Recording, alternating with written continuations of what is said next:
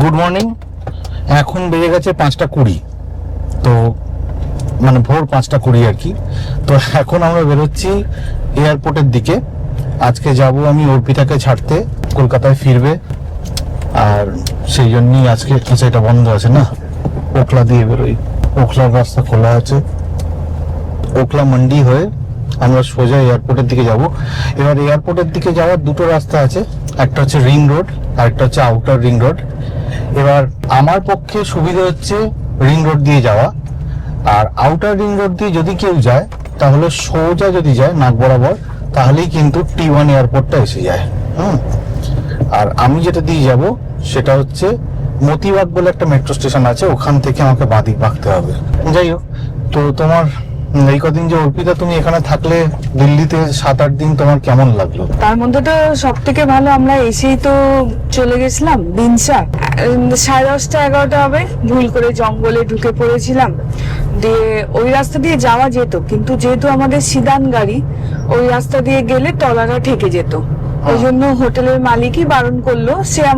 হোটেলের মালিক তো আমাদের কোন রুট দিয়ে আসছি লাইভ লোকেশন দেখার জন্য বসেছিল, কারণ অনেক রাত হয়ে গেছিল আমাদের।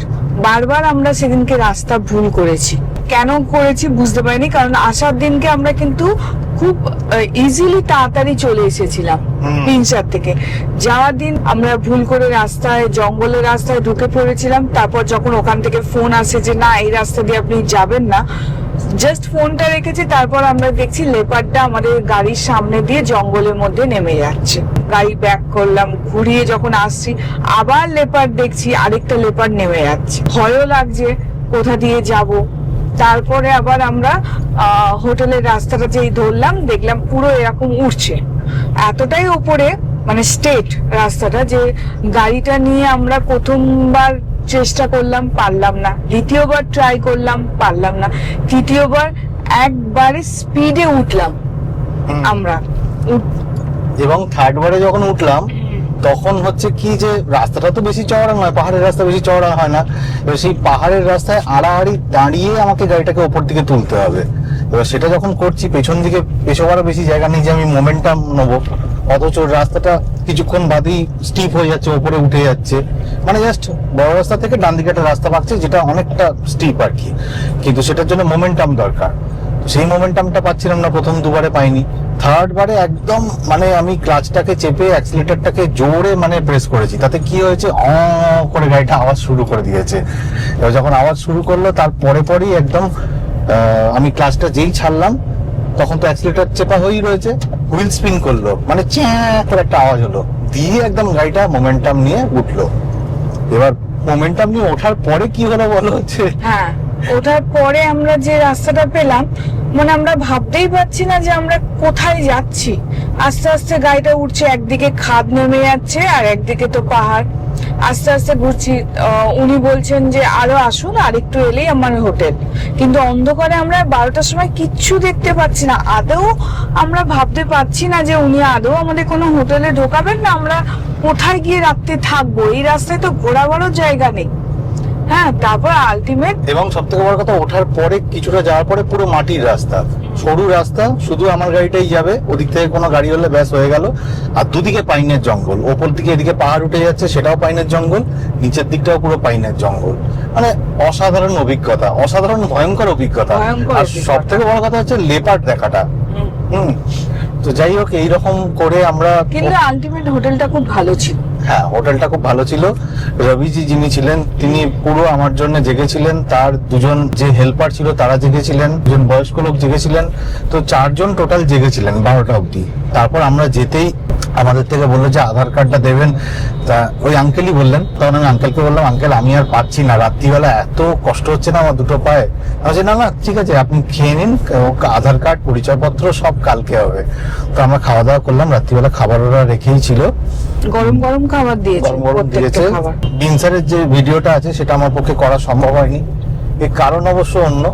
সেটা হচ্ছে যে আমার যে ক্যামেরাটা আছে, ক্যামেরার সাথে যে মাইকটা আছে, সেই মাইক্রোফোনটা চুরি হয়ে গেছে। সেই মাইক্রোফোনটা চুরি হয়ে যাওয়ার জন্য পুরো বিনসার আমি ভিডিও করিনি।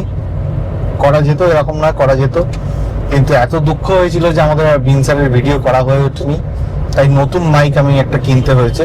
আপনারা অবশ্যই জানাবেন যে এই মাইকের সাউন্ডটা কেমন হচ্ছে, হ্যাঁ, কারণ এটা আমার খুব দরকার, কারণ ভয়েস কথা বলার জন্য তো এই মাইকটাই লাগে। তো ওই মাইকটা হারিয়ে গেছে, আগের যে মাইকটা, এখন একটা নতুন মাইক কিনতে হয়েছে। আর দিল্লিতে তুমি কোথায় কোথায় ঘুরলে বলো?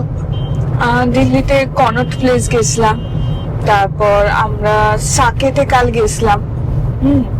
সবই আমার ভালো লেগেছে। সাকেতে যে সিটি ওয়াক যে মলটা আছে খুব সুন্দর, সেটা গেছিলাম আমরা। সেটা একটা বিশেষ কারণে গেছিলাম। হ্যাঁ, অ্যাকচুয়ালি ওখানে ডোনাটটা পাওয়া যায়, তাই না? ডোনাট পাওয়া যায়, হ্যাঁ। ডোনাটটার জন্য আমরা গেছিলাম, ডোনাট কিনতে গেছিলাম। অনলাইনে অর্ডার করা যেত, এরকম নয় যে করা যেত না, কিন্তু মলটাও দেখার ইচ্ছে ছিল। প্লাস আমরা একদিন কনট প্লেসে গেলাম। কনট প্লেসে ওখানে একটা ভালো রেস্টুরেন্ট আছে, কিকলি পাঞ্জাবি রেস্টুরেন্ট, অসাধারণ খাবার দাবার। পাঞ্জাবি রেস্টুরেন্ট। এবার ওই রেস্টুরেন্টে ঢুকতেই লোকজন ঢোল বাজাতে শুরু করে দেয়, ঢাকা টাকা টাকা টাকা ঢাকা টাকা টাকা টাকা করে ঢোল বাজায়। তারপর গোলাপের ফুল দিয়ে হ্যাঁ, আপ্যায়ন করা হয়। আপ্যায়ন করা হলো। তারপর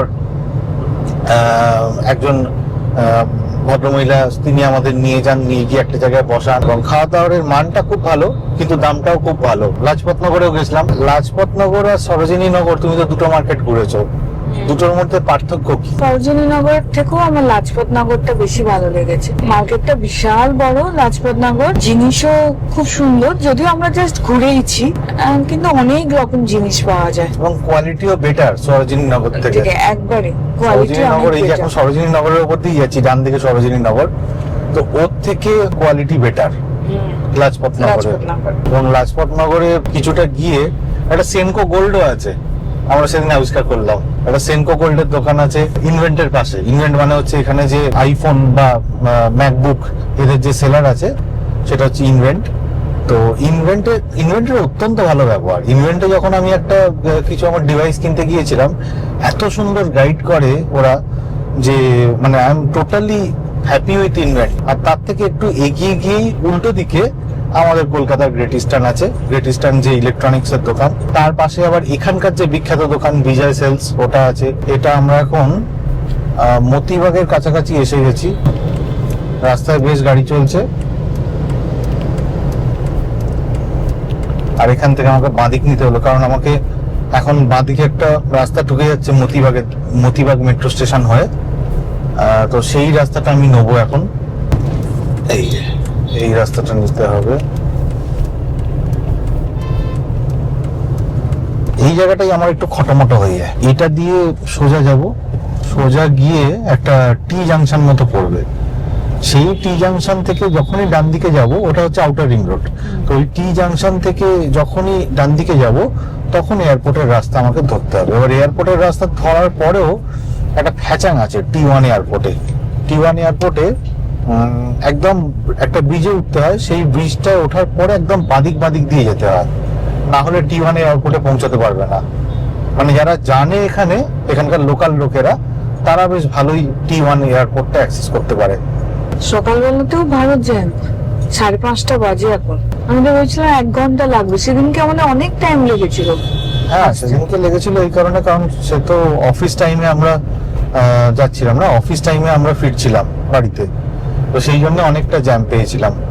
রিং রোড তো পুরো জ্যাম থাকে সন্ধ্যাবেলাটা, আর আউটার রিং রোডে প্রচন্ড জ্যাম থাকে। সুতরাং দুইটাই একমাত্র প্ল্যান আমার ছিল। এখানে কিন্তু ময়ূরের ডাকটা খুব সুন্দর। পেয়েছো আমার বাড়ি থেকে ময়ূরের ডাক? হ্যাঁ, আচ্ছা, আমার এটা বলে দিই যে আমি যেখানে থাকি সেখানে মাঝে মাঝেই কিন্তু ময়ূরের ডাক শোনা যায়। ময়ূরটা আসে বেসিক্যালি আমার বাড়ি থেকে এই ধরা যাক 200-250 মিটার দূরে একটা গাছের কাছে আসে, আম গাছের কাছে আসে। দুটো ময়ূর আসে, মাঝে মাঝে একটা ময়ূর আসে, আর মাঝে মাঝে দুটো ময়ূর আসে। সেই ময়ূরের ডাক শোনা যায় মাঝে মাঝে। আর এখানে এই জায়গাটায় এখান থেকে একটুখানি গেলে হজ খাস পড়বে, তো ওখানেও ময়ূর টুর আছে। আর এখানে তো একটা হরিণেরও জায়গা আছে, হজ খাসের কাছে একটা হরিণ বিচরণ করে, এরকম একটা জায়গা আছে কাছে। আর আমার যেখানটা অফিসের কাছাকাছি একটা জায়গা আছে, সেটা হচ্ছে নওরোজি নগর। ওই নওরোজি নগরে ময়ূরের ডাক পরিষ্কার শোনা যায় সকালবেলা, মানে যখন অফিস ঢুকছি কিংবা সন্ধ্যেবেলা যখন অফিস থেকে বেরোচ্ছি, তখন ময়ূরের ডাক শোনা যায়। ওখানে ময়ূর আছে কারণ ওখানে একটা সনাতন মন্দির আছে, তার পাশে একটা গুরুদুয়ারা আছে, আর আরেকটা ডিএমসি স্কুল আছে, মানে দিল্লি মিউনিসিপাল কর্পোরেশন, ওখানে সব বাচ্চারা পড়তে টড়তে আসে আর কি, মনে হয় ফ্রিতেই পড়ে যতদূর, মানে যেহেতু গভর্নমেন্ট স্কুল টাইপের, সুতরাং লোকজন ফ্রিতেই পড়তে আসে ওখানে, স্কুলে পড়ে আর কি। তো ওইখানেও ময়ূরের ডাক শোনা যায়। ওই স্কুলটার মধ্যে আমি একবার গিয়েছিলাম, বেশ সুন্দর পরিবেশটা। আমরা গল্প করতে করতে অনেকটাই চলে এলাম ব্রিজের কাছে, বা ব্রিজটায় উঠবো T1-এ যাওয়ার। তবে দিল্লির গরম আমি এতদিন বুঝতে পারিনি, যেটা কালকে ফিল করেছি। প্রচন্ড গরম, প্রচন্ড। কাল থেকে আবার গরম পড়েছে। দিল্লিতে এই কদিন ধরে একটু বৃষ্টি হলো, ঝড়ফড় হলো, হাওয়া দিল, সেই জন্য একটু ওয়েদারটা ভালো ছিল। তারপর আবার সেই যেই কে সেই হয়ে গেল। কালকে বিকেল 5টার সময় মারাত্মক গরমের হালকা। এই যে দেখো এই T1, একদম বাঁদিকে যে T1টা আছে এটা নিতে হবে আমাকে, সেই T1টা নিলাম। হ্যাঁ, তো যা বলছিলাম, প্রচন্ড গরম। এবং এখানে অটোয় উঠলে, মানে এক্সট্রিম ওয়েদারে যদি অটোয় ওঠে কেউ, আমি অনেক সময় কি করে যে গাড়িটা বাড়িতে রেখে দিয়ে অটোয় করে ধরা যাক কোথাও অফিস গেলাম কিংবা অন্য কোথাও গেলাম, গরমকালে কিংবা শীতকালে, হ্যাঁ দুটোর ক্ষেত্রেই, গরমকালে তো নাকে চাপা দিতেই হবে এরকম ভাবে, না হলে খুব অসুবিধা হবে গাড়িতে বসে থাকতে হয়। মানে অটোর সামনে যে বসে তার যতটা না গরম লাগে, পেছনে যেহেতু দুদিকের দরজাটা খোলা থাকে, করে গরম হাওয়া আসতে থাকে, আর সেই জন্য খুব কষ্ট হয় গরমকালে। আর শীতকালে তো অন্য ব্যাপার, শীতকালে তো এত ঠান্ডা লাগে যে পেছন দিকে জবুথবু হয়ে, মানে অটোয় জবুথবু হয়ে বসে থাকতে হয়। চলো আমরা এবার এসে গেলাম। এবার আমরা এয়ারপোর্ট এসে গেছি।